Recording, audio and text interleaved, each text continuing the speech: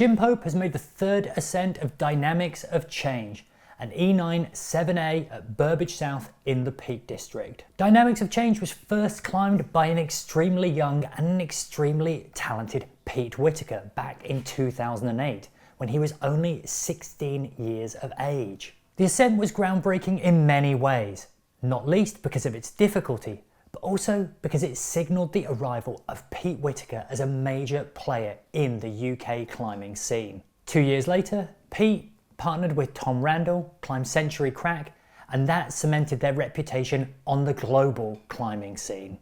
Since then, Pete has continued to push standards, repeating some of the world's hardest routes, putting up some of the world's hardest routes, and also just climbing some really cool stuff, like big walls in Greenland or Patagonia. Jim's ascent was the third, after Neil, Nige Kershaw climbed the route in 2014, making the second ascent. Now this was featured in the film Gritchel, which also features Nige wearing possibly the nicest jumper that has ever been featured in a climbing movie. If you've seen a climber wearing a nicer jumper, pop a comment in the box below. 11 years has now passed since the second ascent, and whilst the route has received some attention, including an abortive attempt by Ian Cooper in and around the infamous heel hook move, it's not received its third ascent until now, proving that it is a really, really difficult and incredibly bold route. Jim had this to say about the route over on Instagram. Really chuffed to get the third ascent of his iconic Pete Whittaker route this morning. Great vision from Pete, especially at 16. The footage of Nige on the second ascent is one of my favourite climbing clips, and I watched it loads when I was younger. Little Jim would have never thought he'd be up there one day.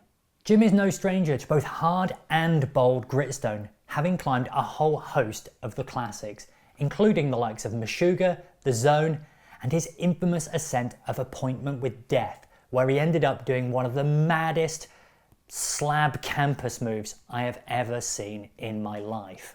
After a pebble popped, Jim seemingly defied gravity, using an overabundance of strength to stay on the rock and do the next move. Jim has also put up his own Gritstone E9 Polar Front, which is a harder variation of an existing E7, the fantastically named Highball That, You Bastards. He's not bad at bouldering either, having repeated classics like Jerry Moffat's The Ace at Font 8B, Ned Feely's The Boss at 8B+, and he's also put up his own Font 8B+, Kindred. Since retiring from the competition climbing scene, Jim has also channeled more efforts, much like Pete, into doing a wider range of climbing, both in the Alps and further afield, with him having gone on an expedition to Kyrgyzstan last year. And if you're interested in reading the trip report, click on the link.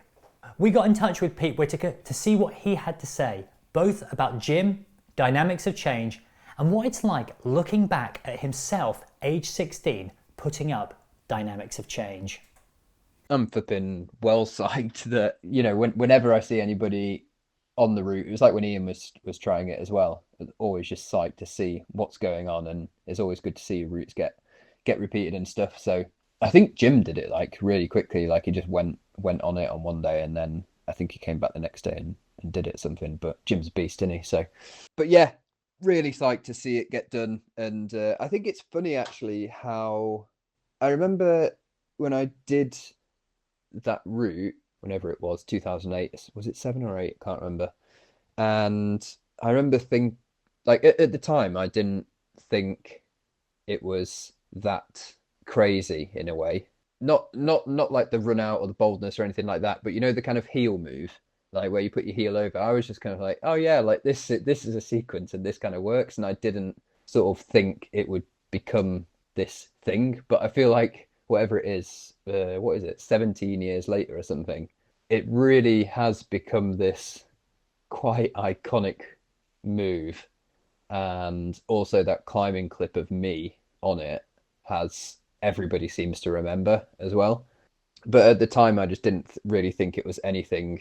I just thought it was kind of like, oh yeah, that was like a really hard ascent. I know that was hard for like my ability and my level at the time, and I knew it was harder than anything I'd done, but I didn't think it was going to become this kind of route that it is now, and that actually so many people know about all over the world. Really, really psyched to see it get done, and I still find it quite interesting that it hasn't been done more. But yeah, maybe it's kind of it's also nice that it stood the test of time in a way, that it's not just like totally straightforward, and that you do have to be mentally prepared for it, and have a freaking flexible hip is helpful. I'm not sure what you want to quote out of that. I've got no idea. That's 4 minutes of waffle, but nice one to Jim. Really psyched. Uh, Jim's great. There you go. When it comes to what next for Jim, there's potentially a few logical options on the gritstone. And the biggest prize of all is the second ascent of Pete Whittaker's bigger Baron, his E10 over at Wimbury. Whilst Ben Bransby has repeated the indirect start, Baron Greenback, the direct start is yet to have a second ascent, and likely with good reason. This was Pete Whittaker at the absolute height of his gritstone powers, and it is without doubt his magnum opus on the gritstone. Other last great problems exist, such as Wizard Ridge, Burbage South, and the Lawrenceville project, which have been talked about for years, but no one's ever got around to doing them. Possibly because they're impossible, possibly because they're shit. No one knows, but it'd be great to see Jim take a look at them. It'll be great to see whatever Jim gets up to next anyhow. And there is no doubt that he is one of the people having the most fun rock climbing at the moment.